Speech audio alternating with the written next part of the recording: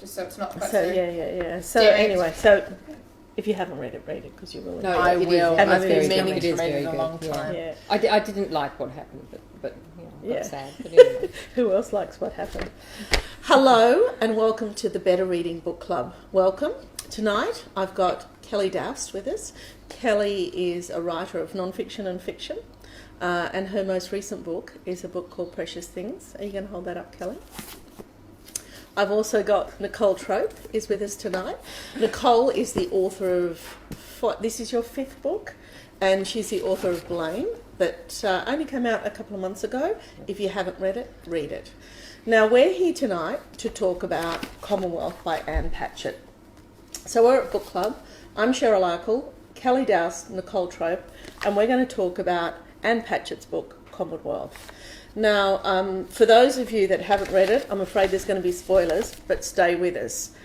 Grab yourself a glass of wine, cup of coffee, cup of tea, hot chocolate, whatever, and join the conversation. You can join the conversation by typing in comments through Facebook, and we welcome questions, comments, whatever you like. Okay, ladies, what did we think? I'm going to start on this one. I hope you don't mind.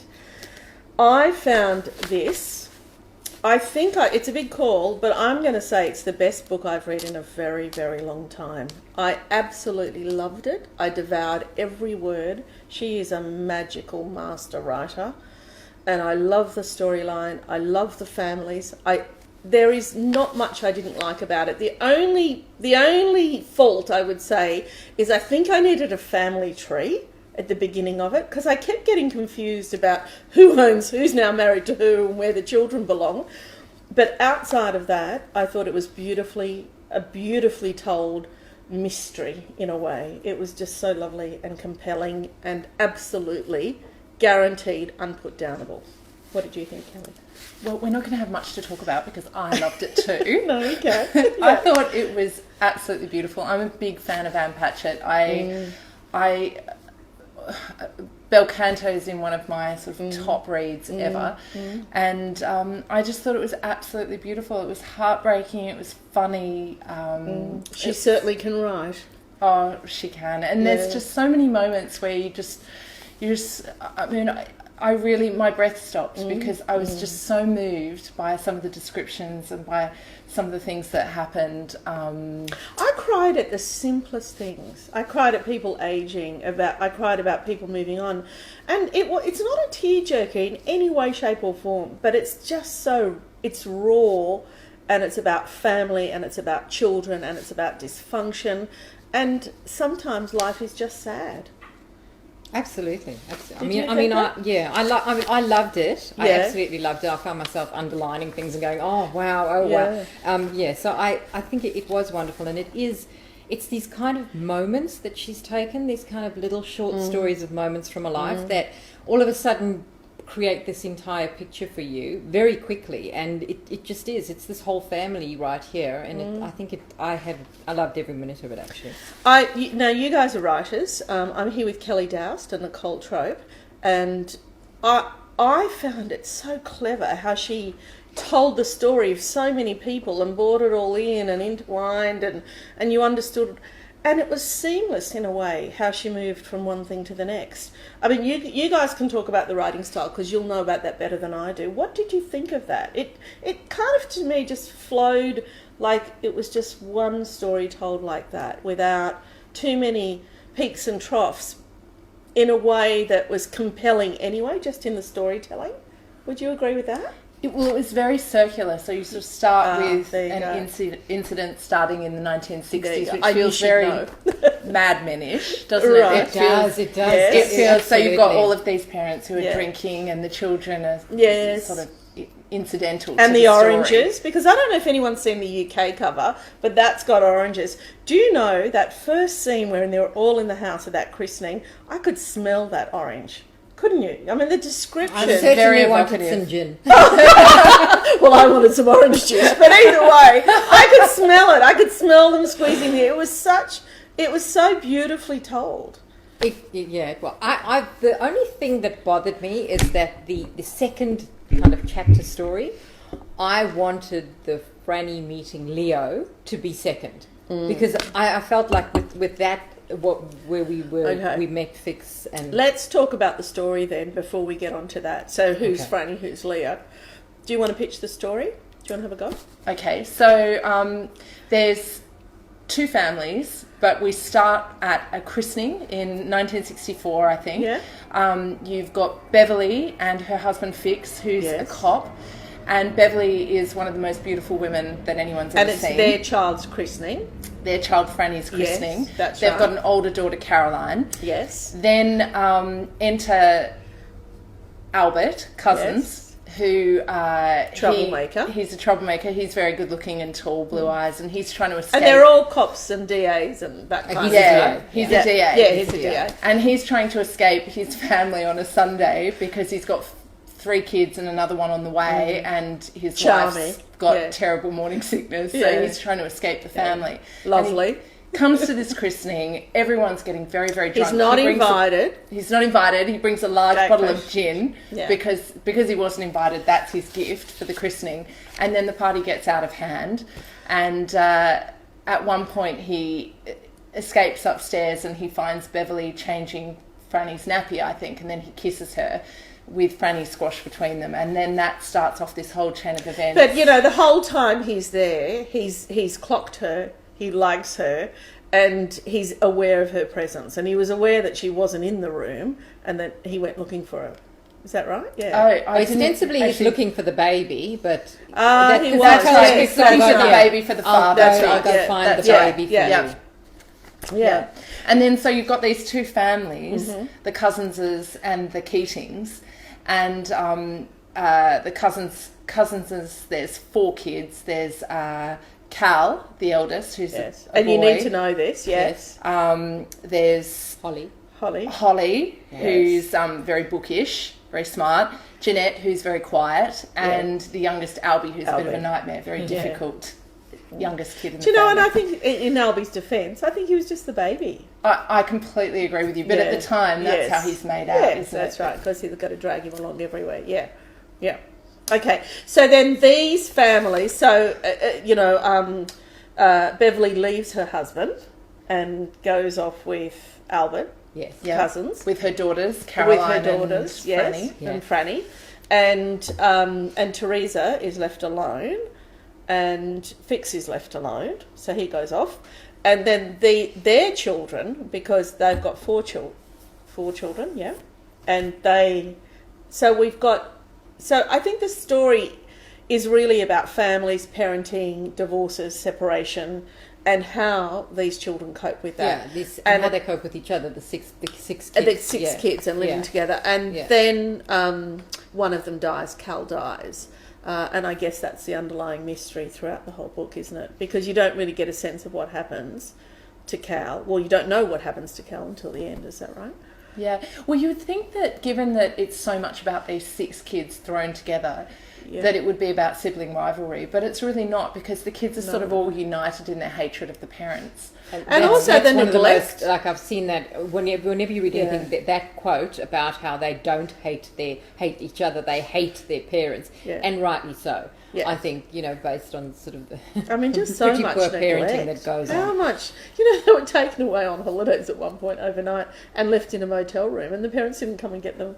Like when they were taken by Albert and Beverly. Yes, that's the first time they go off and do their own thing and get away with it. And that sets the tone for how they get along with each other, just getting away with stuff. They're feral. They're feral children. Yeah. No, they are. But then I think, isn't that quite familiar from your own childhood? I mean, I grew up in the 70s and, we were sort of shut out of the house in the morning and told not to come back until lunchtime and then dinner time. So... Yeah, but maybe that's unusual. I don't know. No. It's probably not unusual for Australia. No. I mean, we're the same, but not in neglect way. Like, come home and get food and get, slapped on the head, and there was affection, there was family, there was whatever. But you were out doing what you want. There was no opportunity for them to come back. Come back to what? I mean, Beverly didn't want them. It was the opposite of helicopter parenting. Yes, it was definitely the opposite. Both Teresa and Beverly seem extraordinarily tired at the thought of having to deal with these children on any level. Yeah, that's right. Now, listen, we're going to take a comment from one of you. Now, I'm with Kelly Doust. I'm with Nicole Trope. I'm Cheryl Akle, Better Reading Book Club, and we're talking about Anne Patchett's Commonwealth. And we've got a question or a comment from a reader. What have we got? Fiona says Frances was her favourite character, and she didn't really connect with Jeanette. Did you guys connect with any narrator more than the others? I think Franny was my favourite. I think Franny was my favourite, and Fix was my favourite. My heart broke for Albie. I loved Franny. Yes. I got Franny. Yeah. But my heart really broke for Albie because I think as at one point in the book... so Franny and Albie a step, aren't they? Franny and Caroline are family and Albie's from the other family. Yeah, That's and right. Albie's the youngest child. And, yes. And the older...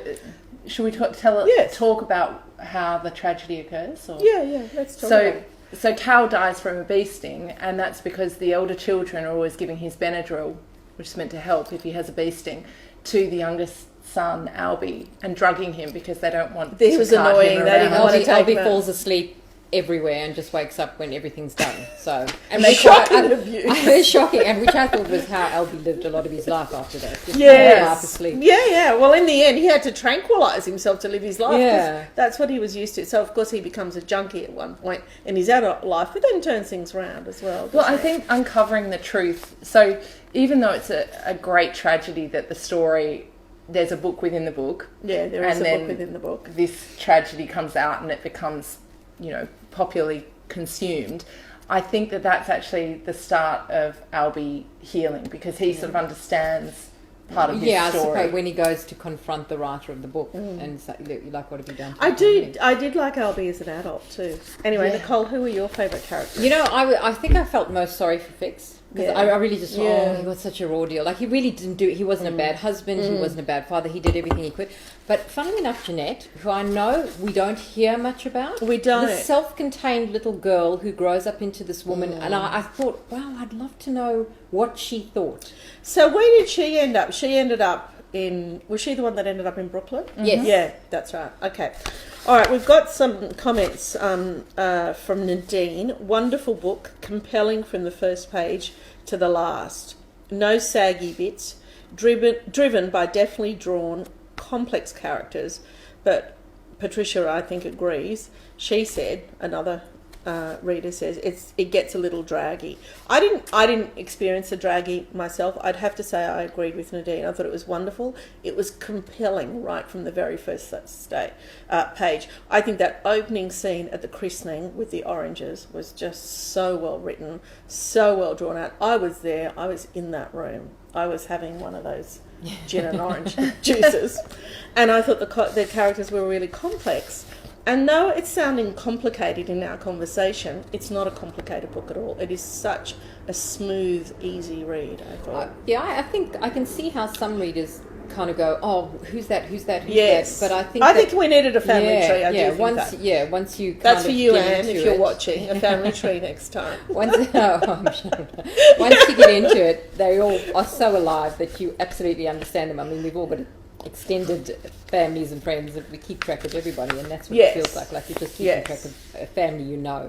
I actually loved though that because it's got a very circular narrative, so you sort of hear little bits of the story and then you are travelling back and forward in time all the time. But you hear them all through the characters' voices. Is that right? And seeing people from other people's perspectives. And hearing about a story from another person's perspective. But you're right, Cheryl, it did feel very smooth. It did. It didn't feel like you were jolting from one time to another, even though in a lesser writer it would have felt like that. Yeah, she's a master, really. It's so beautifully written. I haven't read any of her previous work. This was my first. We're talking about Commonwealth by Anne Patchett, but I'm definitely going to go back and read Bel Canto. I can't wait, actually. As I said, I would say this is, for me, has been the best book I've read this year. But anyway, I'm with Kelly Doust, I'm with Nicole Trope, and it's Cheryl Akle, Better Reading Book Club, and I think we've got a comment. Karen says she could smell the gin, taste the oranges, and feel the heat. Yes. Get that in her writing? Yeah, definitely. I definitely felt the heat as well. And the ice cubes and, the ice. Yeah. Did you get that? And when also, she's very atmospheric. And when the children are, that night at the motel where they get up to walk to this lake, the absolute heat of the dryness of the grass and you're absolutely and their boredom. Their absolute boredom, the boredom of being a kid, and it was really familiar. It really took you back to adolescence. That sort of just the kids just kicking around so. But see, I don't angry. remember being bored as a child. I remember always playing, always having something to do. But I think these children were so displaced emotionally. I think, and maybe because it was mainly rural areas, that there was this boredom and they were looking for something to do. I mean, and of course, I mean, I think I'm Franny's age actually, just for the record. And I remember, because, you think about your own childhood, you think about your own parents, and you think about all of that. I know, my childhood was beautiful, but it was urban, very, very urban. I grew up in an inner city, but I was never bored, and it wasn't helicopter parenting. My parents worked and off we went. But there was a sense of adventure all the time, whereas these kids, they seemed to, I don't know, was it because they were emotionally damaged, but it was always that, I don't know, it's just like they were droopy in a way. Their house, they weren't in, they were always in somebody else's house. There's no sense of belonging. Yeah, so they were always kind of on edge. Would you say they were emotionally displaced? I mean... where were you in your family? Are you the eldest or are you the youngest? No, I'm in the middle. Yeah, I'm smack bang. Yeah, I'm one of 6 and I'm in the middle. Well, I think the younger children, they were really happy to tag along. They certainly weren't bored. Yes. But I think the older children were just really unhappy to be there. They were unhappy. Yeah. They had been there the longest and been there with their parents pre-divorce. Yeah. And so I think for them, they were just full of rage and wanted to get out and do their own thing. Also, how often would a whole group of children from 15 all the way down to how often would they be playing together? It's not a usual thing, but they had to make it work. Yeah, that's a good point, Nicole. That is a really good point. Because, 2 of them, Beverly's children lived with her, that was Caroline and Franny, and then Therese... Is that right? Teresa had her children, but they got together on weekends or whatever. But I thought Beverly had to be one of the worst stepmothers on earth.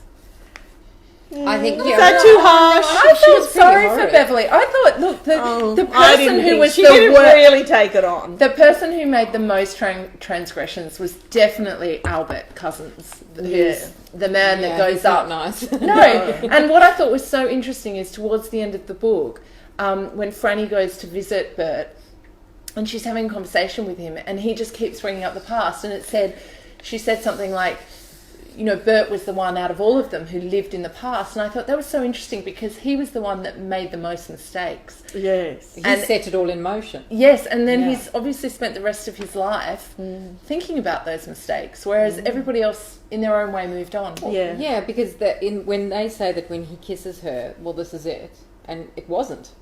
Because they ended up getting divorced. So it wasn't the rest of his life. It wasn't everything. It was something. But they were doomed, I think, in a sense. I mean, the sense I got from reading it and how she found having all the children just such a nuisance. I thought that, that's really, that doesn't make for a good relationship because how are you going to overcome that? Interesting point here. I have a view. I think there are some parents, step-parents or not, or biological parents, where the couple like each other more than they like the children. And sometimes, I think in some relationships, the parents like the children more than their partner. More than their partner. Do you think that's... Yeah, I think that definitely happens. And you see a lot of women, when they have their children, they'll say... you'll hear them say, it's the love of my life, having that child. I don't personally understand that. Yeah. I have a child, but I think the love of my life is my husband. Yeah, I hope you're watching. But I've known my daughter for less time, so I love her, but I think, I think it's an interesting point, and I think that...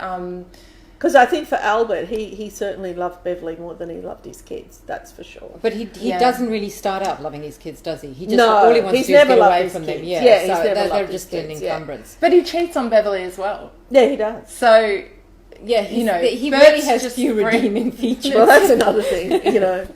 One's a cheater, always a cheater. I don't know. Now, We won't get into that. We've got another comment here. Julie says, read it in one day, loved it. Will stay with me for a very long time. I think it will stay with me for a long time.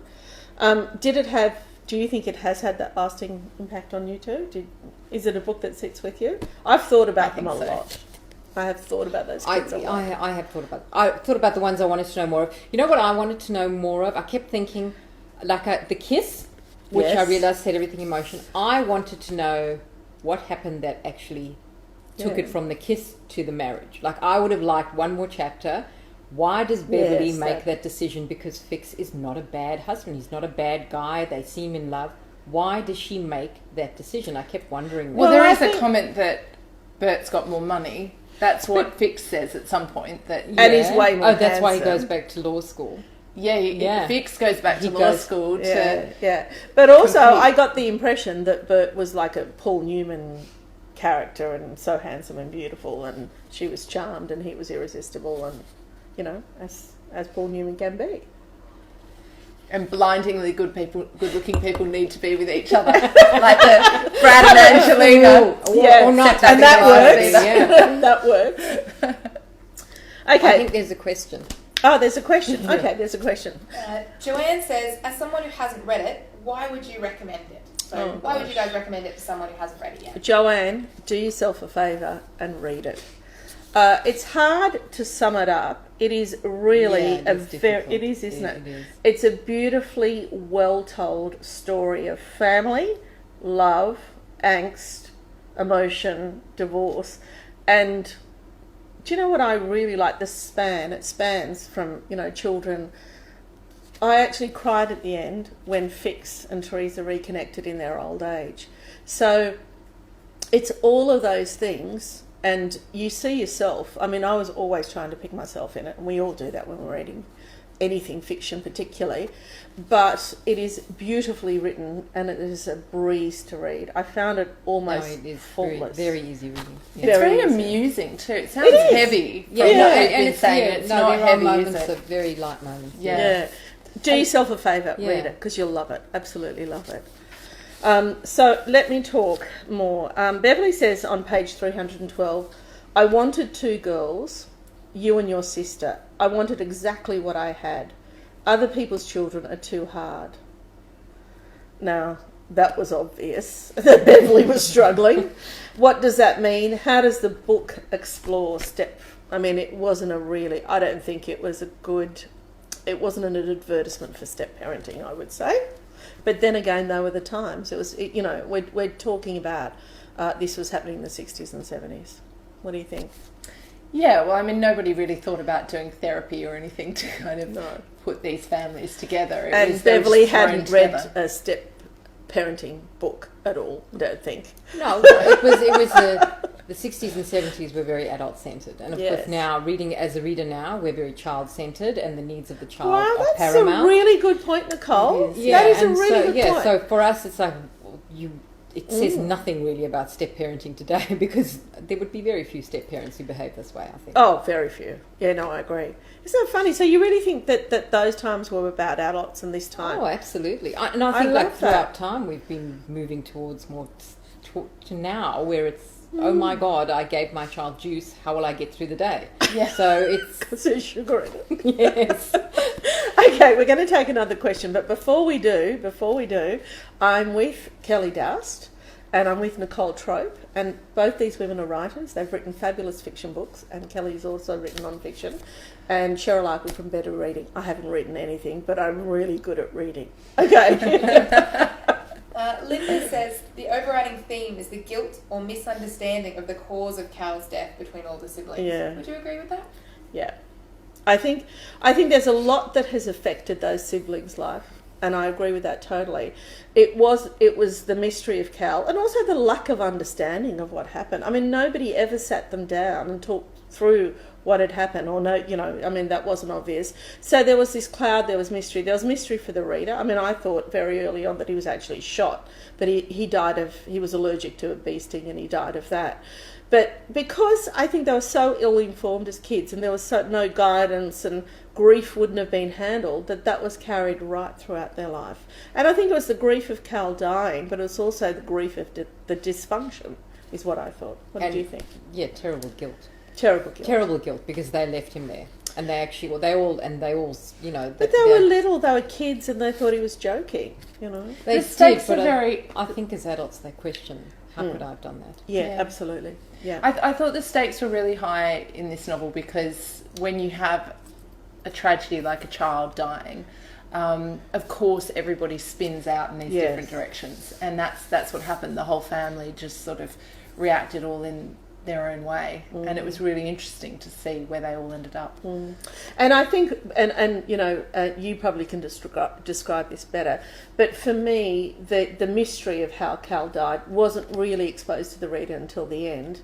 and so that was the underlying thread around the writing that kind of kept you going, that suspense of what happened and wanting to find out. But meanwhile, you're seeing all the characters. What's that called, writers? I don't know what that style of writing is called. But it certainly is a beautiful style and it's very, just dramatic compelling. Suspense, really. I mean, interesting. What I thought was really interesting from a writer's perspective is that, you know, you have that sort of standard way of writing where you have these little peaks until you get towards the climax of the novel, and then there's the denouement, as they call it. And for this, you had that, but there were so many points in history that seemed to be the climax of the book. But the way it was told was very gentle. Almost like, oh, okay, that's what happened, and then you kind of moved on to something else. Yeah. So that's, you know... So, it gradually built to a climax, the way that a lot of fiction books do. But it was clever the way it did it, given that it actually revealed quite a lot of what happened throughout the book. You know, it wasn't a linear And I think narrative. that's what makes it so reading and so compelling, is that she gives you a little all the time.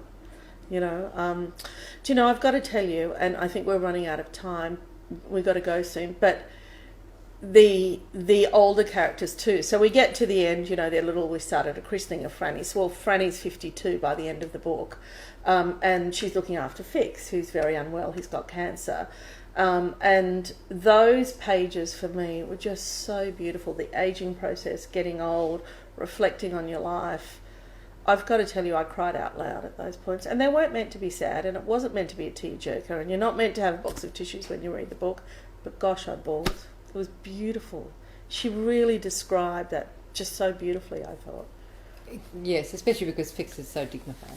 He tries dignified throughout the whole book to be so even when he fails law school, it's just he really tries. And how he connects with Teresa at the end. Oh well, it's going to happen, so I'm not going to talk about that anymore. Read the book. We've got a comment before we go. Robin just wants to know: is it a true story?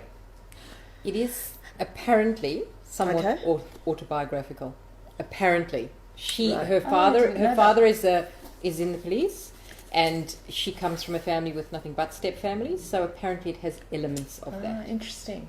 Well, don't you think all fiction comes from truth? Well, of course it does. Of course it does. That's why my husband won't read my novels. There you go. So I'm with Kelly Doust. I'm with Nicole Trope. We've been talking about Anne Patchett's Commonwealth. Don't worry if you haven't missed it live, because you can actually jump online and watch it. It stays on our Facebook page, and you can watch it whenever you like. But before you do watch it, if you haven't read Commonwealth, honestly, do yourself a favour and read it. I've got to say, really loved it. It's got to be, so far, it's my favourite book of the year. I adored it. Now, before we go, ladies, we need to talk about what our book club is for next month. So we're at Better Reading Book Club, and we're live via Facebook. And next month, which is October the 26th, is that right? Yep, October the 26th. Anyway, it's the last Wednesday of the month at 8 p.m. Australian Eastern Standard Time. We're going to be talking about, sorry Nicole, we're going to be talking about The Light Between Oceans by M.L. Stedman. Now, this book has been out for a while. I actually read it a long time ago, and we'll talk about that at next book club. But the actual movie's coming out. I think it's the 3rd or 4th of November. The film's coming. So we're going to talk about it a week prior to that, the last Wednesday of October. Join us for book club, The Light Between Oceans, M.L. Stedman. If you haven't read it, read it and join us then. Well, ladies, what can I say? That's just that conversation's gone just like that. Well, I don't know. We've been here for 30 minutes. I've enjoyed every second of it. Fabulous, ladies. Just hold your books up one more time. These are great writers. Kelly Doust, Precious Things, Nicole Trope, Blame, Cheryl Akle from Better Reading. Thank you so much for joining us, and see you next time.